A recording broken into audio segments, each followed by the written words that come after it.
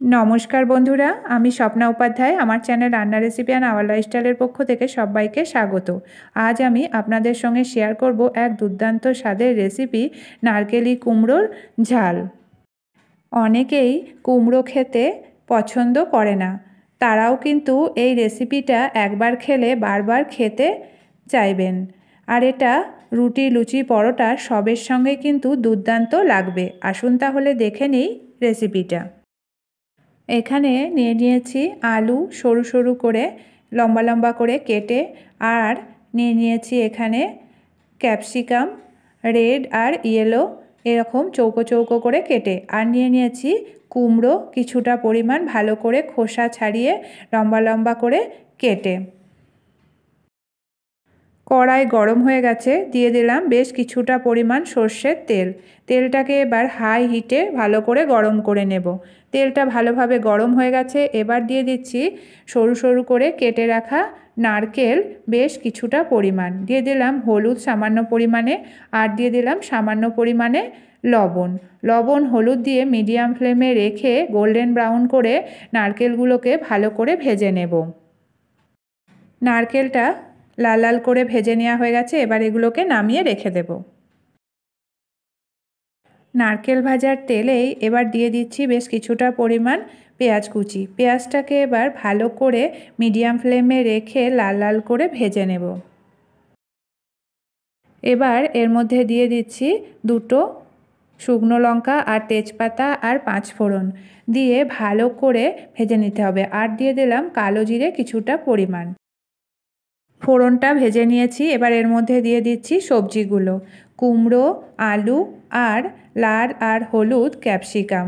এবার এটার মধ্যে দিয়ে দিচ্ছি চেরা কাঁচা লঙ্কা বেশ কিছুটা পরিমাণ, দিয়ে দিলাম স্বাদ মতো লবণ আর দিয়ে দিচ্ছি হলুদ। লবণ হলুদ দিয়ে এবার সবজিগুলোকে ভালো করে ভেজে নেব। আলু কুমড়ো ক্যাপসিকাম ফোড়নের সাথে ভালো করে ভেজে নিয়েছি আর ঠিক এভাবে করে ভেজে নিতে হবে। এবার এর মধ্যে দিয়ে দিচ্ছি জিরে গুঁড়ো হাফ চামচ, ধনে গুঁড়ো হাফ চামচ আর দিয়ে দিচ্ছি এর মধ্যে গ্রেট করে রাখা 1 চামচ আদা আর দিয়ে দিলাম গোলমরিচ গুঁড়ো সামান্য পরিমাণে দিয়ে ভালো করে মিশিয়ে মিডিয়াম ফ্লেমে রেখে আবারও 2 থেকে 3 মিনিট কষিয়ে নিতে হবে। সবজিগুলোকে মশলার সাথে ভালো করে কষিয়ে নেওয়া হয়ে গেছে, এবার এর মধ্যে দিয়ে দিচ্ছি 1 চামচ ঘি আর দিয়ে দেব এর মধ্যে বেশ কিছুটা পরিমাণ গরম মশলা গুঁড়ো। এটাকে একদম লো ফ্লেমে রেখে রান্না করব, তাতে করে সবজিগুলো ভালোভাবে সিদ্ধও হয়ে যাবে আর শুকনো শুকনোও হবে আর খেতেও খুবই সুস্বাদু হবে।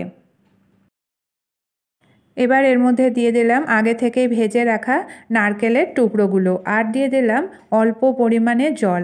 হাতে করে একটু তরকারির ওপর দিয়ে ছড়িয়ে দিতে হবে, বেশি জলের প্রয়োজন নেই। এটাকে লো ফ্লেমে রেখে রান্না করতে হবে আর শুকনো শুকনো করে নিতে হবে, এতে বেশি জল দিলে কিন্তু সুস্বাদু লাগবে না।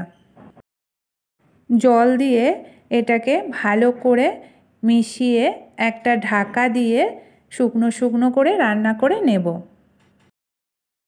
তৈরি হয়ে গেল দুর্দান্ত স্বাদের রেসিপি নারকেলি কুমড়োর ঝাল আর এটা একদম শুকনো শুকনোও হয়ে গেছে।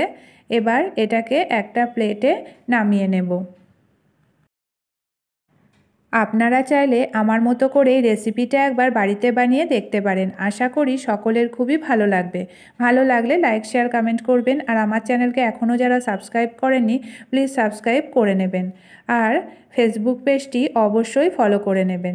আজকের মতো এটুকুই, আবার দেখা হবে আগামী নতুন পর্বে। ভালো থাকবেন, সুস্থ থাকবেন, ধন্যবাদ।